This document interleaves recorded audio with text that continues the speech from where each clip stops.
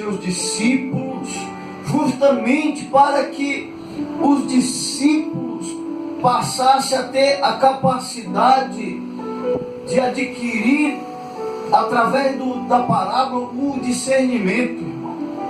O discernimento, ele nasce em nosso entendimento através das parábolas.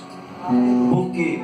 Porque quando nós compreendemos os enigmas, isso prova que estamos recebendo um discernimento de Deus, o discernimento de discernir, de compreender, né?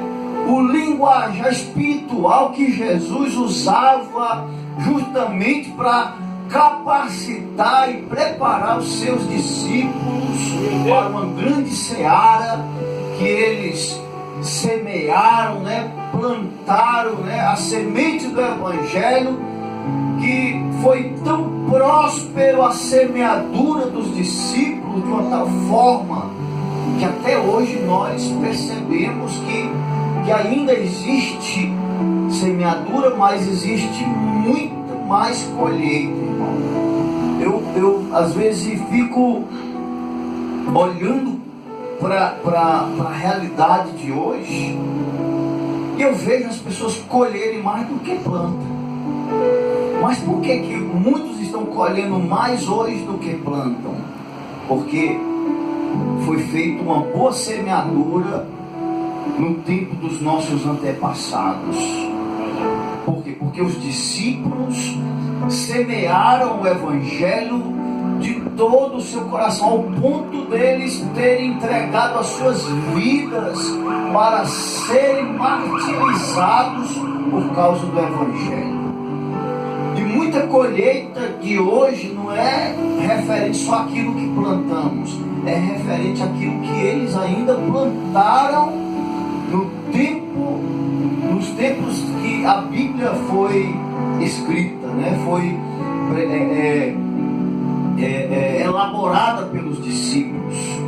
E ali hoje temos uma Bíblia um pouco mais explicada pelo fato dela ter se aprimorado, né, pelos estudiosos que pegaram as escrituras e melhoraram, né, a maneira do linguajar da palavra, né? Verdade, Deus. Mas trazendo aqui para este assunto que Jesus está trazendo aqui, um assunto que eu entendo muito bem, porque gosto de planta, né? Gosto muito de planta e entendo esse linguajar do Senhor aqui, quando ele diz que toda vara, né, que não dá fruto, é costume da pessoa arrancar mesmo. Se você tem uma árvore frutífera e você percebe que tem um lado desta árvore que não produz, né, que as galhas são mirradas, secas, né? Qual é a atitude de alguém que tem o hábito de cultivar de planta? É arrancar aquela galha, podar, né? Para ela germinar galhas novas, né? Para que possa florescer e frutificar. Porque o interessante de uma frutífera não é as folhas, não é o galho, é a fruta. Então, Jesus, ele quer que nós venhamos a produzir fruto. É importante nós entendermos esse sentido, que é preciso nós produzirmos no reino de Deus. Por quê? Porque se nós não nos esforçarmos para produzir fruto, irmão, isso caracteriza o quê? Que está havendo alguma coisa de errado comigo. Ou eu estou seco, ou eu estou mirrado nesta videira. E é preciso a pessoa se preocupar. Por quê? Porque aquele que não se esforça para produzir, ele corre o risco de a qualquer momento ser arrancado da videira. Verdade de Deus, né? Mas a Bíblia diz que aquele que dá fruto, ele limpa para que dê mais fruto ainda, né? Por quê? Porque se você é uma galha frutífera, né? Porque a videira é Cristo, nós somos apenas as galhas, os ramos desta videira. Se nós somos uma galha frutífera, Ele vai limpar para que aquela galha produza ainda mais frutos ainda. Meu Deus! É o que nós precisamos compreender, igreja. Por quê? Porque não é pelo fato de eu ser ainda uma pessoa nova na fé ou inexperiente que isso vai impossibilitar de você de produzir. Ou talvez você já tenha bastante tempo e tenha percebido que você não tenha ainda produzido o suficiente que você precisa produzir. Então você precisa pedir a Deus para Deus lhe limpar. Senhor, me limpa, Senhor, porque eu quero produzir fruto para o teu reino. Senhor, me limpa, eu quero ser limpo todo dia. E como é que nós recebemos, como é que nós conseguimos receber esta limpeza do Senhor Jesus? Quando nós dobramos o nosso joelho, quando clamamos, né, o seu nome. Porque quando você tem o hábito de buscar a presença do Senhor, quando você se prontifica para orar, para buscar a presença de Deus, todos os dias que você está naquele momento ali de oração, todo dia o Senhor, Ele limpa a sua vida, Ele lhe fortalece, Ele lhe levanta, Ele te dá sempre um ânimo novo. Aleluia a Deus. Glória a Jesus. Porque se nós não orarmos, nós não recebemos ânimo. Se nós não buscarmos a presença do Senhor, nós não nos renovamos espiritualmente. É importante nós buscarmos o Senhor diariamente para que possamos receber uma renovação diária, porque o Espírito Santo, Ele anda conosco, irmão, justamente para nos ensinar. Ele é o Consolador. Ele anda conosco para nos alertar, para nos advertir, para nos trazer ali o entendimento que nós precisamos ter referente ao Evangelho de Jesus Cristo. Aleluia a Deus. O Evangelho de Jesus Cristo, irmão, é uma seara próspera, irmão. É uma seara muito próspera, viu, irmãos? O Evangelho de Jesus Cristo é uma seara muito próspera. Por quê? Porque sempre nós colhemos, muitas das vezes nós colhemos aquilo até que nós não estamos plantando, né? Às vezes colhemos até aquilo que nós não estamos plantando.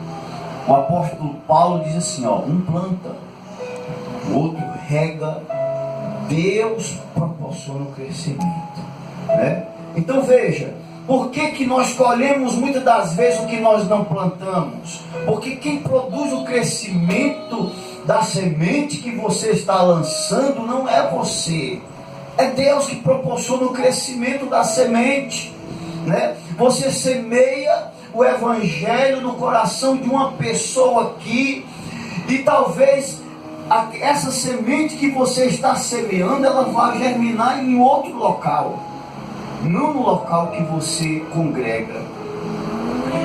A mesma coisa acontece, alguém pode estar semeando uma semente do Evangelho lá do outro lado dessa rua, né?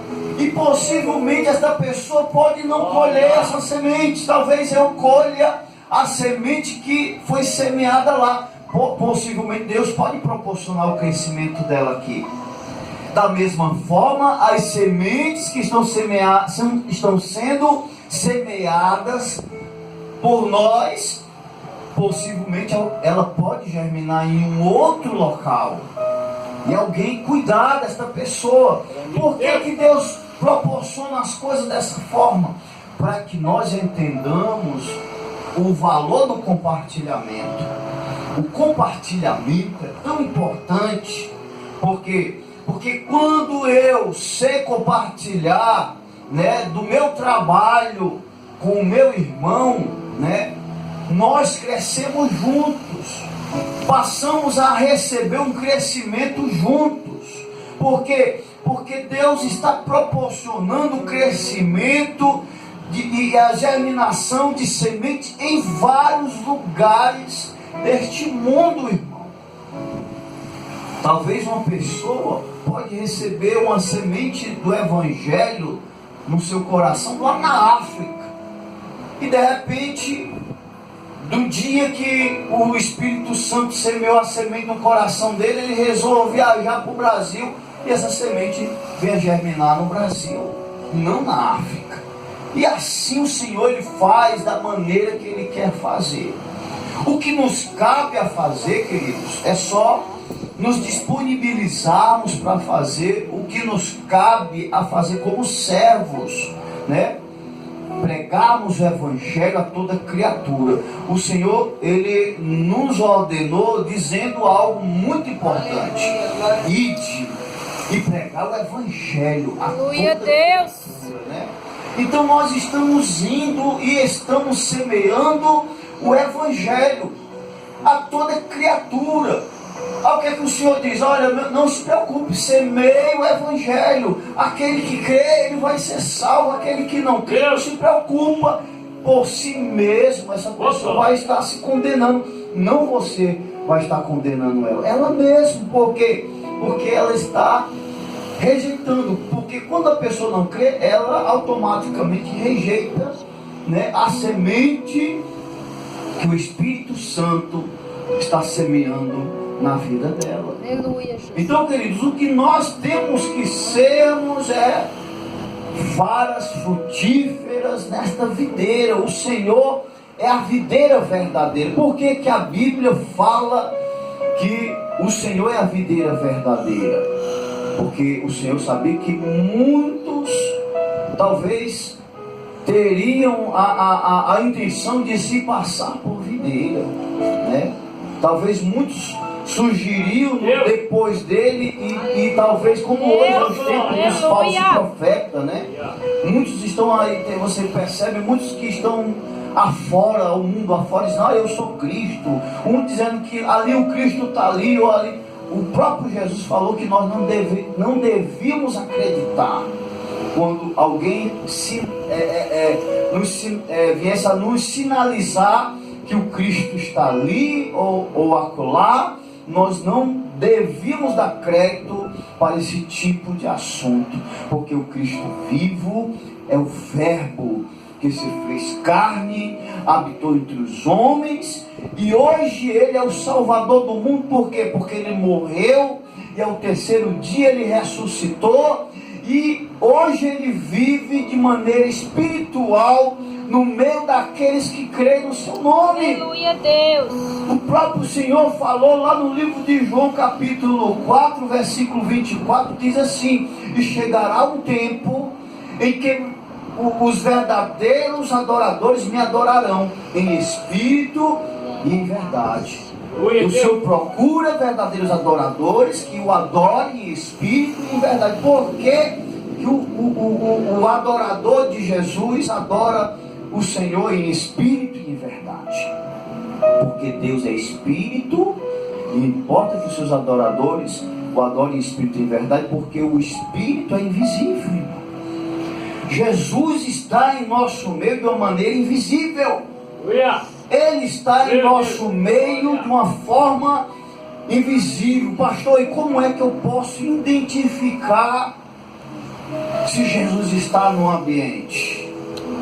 Da mesma forma como você sente o toque deste vento na sua pele aí, ó, desse ventilador, ou um vento que vem de fora, quando ele sopra sobre a nossa pele, nós sentimos o vento, não sentimos? Soprando sobre a nossa pele. Mas eu lhe pergunto, você vê o vento? Não, porque o vento é invisível. Jesus também é da mesma forma. Nós sentimos, se tivermos de fato sensibilidades de Deus, nós teremos a capacidade de senti-lo. A gente sente a presença, o calor da sua presença se aproxima. Quando ele vai passando próximo aos crentes que creem no nome dele, a pessoa sente aquele calor. Aquele calor, verdade, Deus. Quando você percebe passar por perto de você, é Jesus, irmão. É a presença dele. Um calor, porque uma pessoa, ela tem esse calor. Você tem esse calor no seu corpo. Você está vivo, você não tem a pele gelada, você tem uma pele quente. Jesus está vivo. E quando ele passa, quando ele passeia ou se movimenta em nosso meio, nós sentimos, nós recebemos a capacidade de senti-lo em nosso meio. Não importa se é muita gente ou é pouca, ele não está olhando para esse tipo de coisas, irmão. O ser humano é que olha para as coisas exteriores, aparentemente. Certo dia, o profeta Samuel foi orientado por Deus para consagrar um novo rei para Israel, Davi, né? Porque Deus tinha rejeitado Saul. E uma das coisas que Deus falou para Samuel foi o seguinte: olha, Samuel, quando tu estiver próximo o novo rei, tu não olha para a aparência dele nem para a sua formosura, porque o homem vê o exterior. Eu não, eu olho, contemplo o coração, né? Eu contemplo o coração das pessoas. E eu escolhi este rei não conforme a aparência dele, mas conforme o coração dele, né? Então, às vezes, o ser humano, ele tem esse hábito de olhar as coisas conforme a aparência, mas o conteúdo, irmão, é o que vale. O conteúdo daquilo que você está tentando procurar ali naquele ambiente ou naquela pessoa, é o conteúdo que importa. Porque aparentemente nós não temos nada a apresentar, mas interiormente a pessoa percebe quem tem o Espírito de Deus e quem não tem. Aleluia, Deus. Pelos frutos, o próprio Cristo diz algo muito importante para nós. Pelos frutos é que nós identificamos a árvore. É pelo fruto que você consegue identificar a árvore, não pelas folhas, mas pelo fruto, porque o que interessa para Deus é o teu fruto, é o que tu produz de fruto, né? Daquilo que você produz de fruto na sua vida, porque o fruto, dependendo da qualidade que ele seja, as pessoas vão querer ou vão recusar. Porque se eu gosto de fruta doce, jamais eu vou comer uma fruta amarga.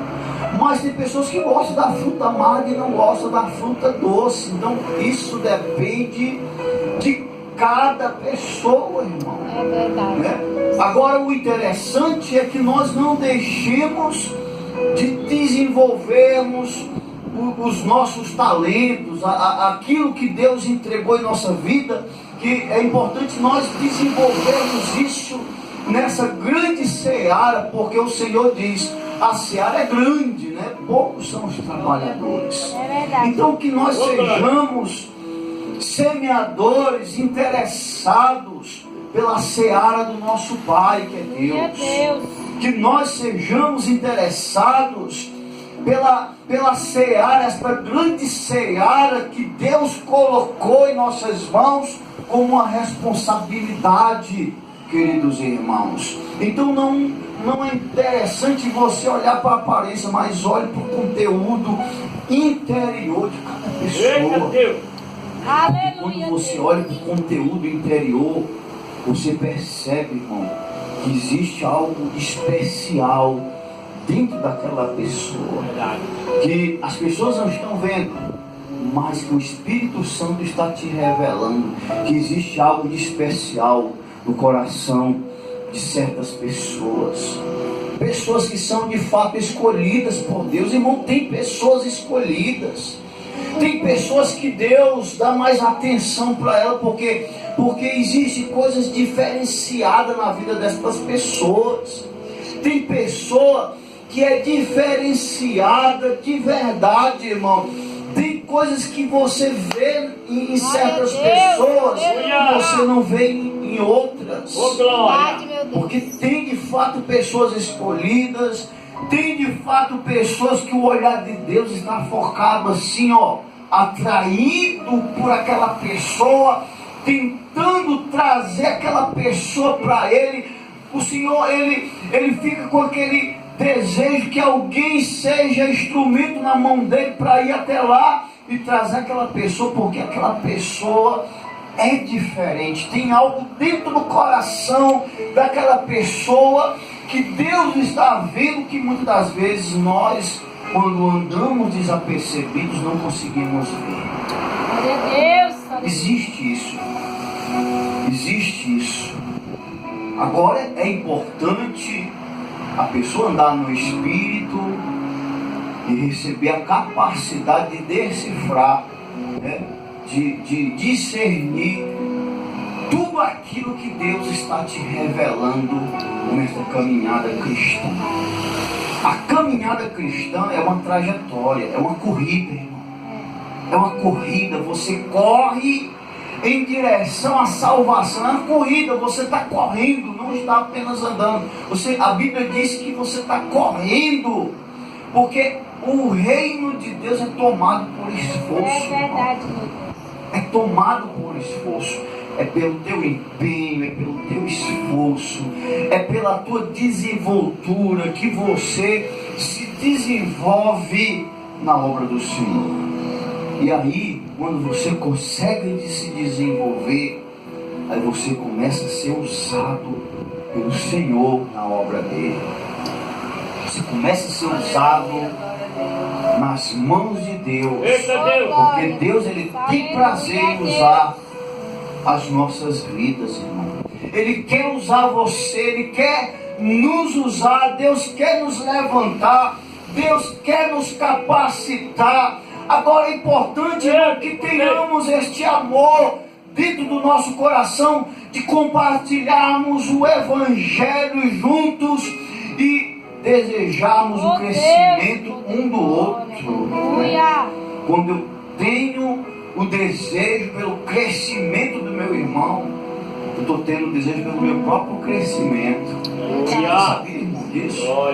Quando eu desejo o crescimento do meu irmão, a desenvoltura, o progresso do meu irmão, eu estou desejando para mim mesmo. Por quê?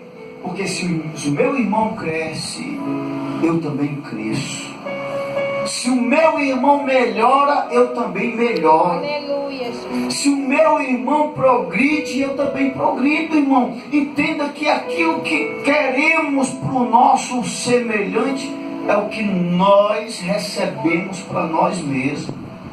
Aquilo que desejamos para o nosso semelhante é aquilo que estamos desejando para nós mesmos, né?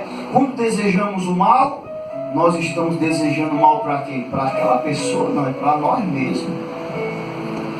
Quando eu desejo o retrocesso do meu irmão, eu estou desejando o retrocesso dele, não. Estou desejando o meu próprio retrocesso, porque aquilo que eu desejo para o meu irmão é aquilo que eu recebo. É aquilo que eu recebo de Deus. Então semeie no reino com sabedoria, com inteligência. Semeie no reino de Deus com sabedoria e com inteligência, para você progredir e ser bem sucedido em tudo que você fizer. Davi era um rei que ele era para dar tudo, ele tinha tudo para dar errado, mas deu tudo certo na vida de Davi, né? Porque Davi era segundo o coração de Deus. Davi, ele não desejava o pior para o seu povo, ele desejava o melhor. Davi, ele tinha um coração tão voltado para Deus que um dia Davi olhou para o palácio que ele morava e percebeu a arca da aliança dentro de tendas, arrodeada de panos, em um local isolado. E Davi sentou ali e ficou: meu Deus, não é justo isso. O Senhor morar numa tenda rodeada de pano, e eu morar num palácio desse, luxuoso, luxo para tudo que é lado. Minha mesa aqui é quase um salão desse inteiro, cheio de comida, todo tipo de fruta. E Deus morando dentro de um local rodeado de pano, que era a tenda, né? A arca da aliança ficava em um local que tinha as tendas, né? Que era armada, que a rodeavam, e a arca ficava no meio dessas tendas. E Davi disse: olha, vamos todo mundo trazer ouro, prata, pedras preciosas, porque eu vou levantar um local digno para Deus morar. E o povo começou a trazer ouro, começou a trazer prata, começou a trazer pedras preciosas. Era tanta coisa que Davi teve que pedir para o povo parar de trazer, porque já tinha demais. Não, pessoal, tá bom, já tem ouro demais, já tem pedras preciosas demais, já dá para construir o templo do Senhor. Aí quando ele foi pedir para construir, Deus disse: olha, você não vai construir o meu templo, porque você derramou muito sangue. Quem vai construir é o teu filho. E Salomão construiu o templo melhor do que o palácio que ele morava, conforme as orientações de Davi. Construiu um grande templo, né? Todo forjado de ouro, de pedras preciosas, para a arca da aliança ficar lá, né? Para a presença de Deus habitar naquele lugar. Então, irmãos, quando a pessoa deseja algo assim para Deus, ele está desejando para Deus? Não, para Ele. Porque quando Deus percebe que a pessoa tem um interesse de bem, não de mal, então Deus, ele vai dar para você aquilo que Ele deseja dar para você. Vai fazer por você aquilo que Ele deseja fazer por você. Aquilo que o teu coração é inclinado, para onde o teu coração foi inclinado, é para este ângulo que Deus vai trabalhar na tua vida. Para onde o teu coração foi inclinado, aí sim, é para este direcionamento, para este ângulo que Deus vai trabalhar na tua vida. Porque a gente só colhe aquilo que nós plantamos, né? Porque existe a lei da semeadura. Então, Deus tem pensamentos de bem e não de mal, mas para nos dar conforme aquilo que nós desejamos. Amém? Glória a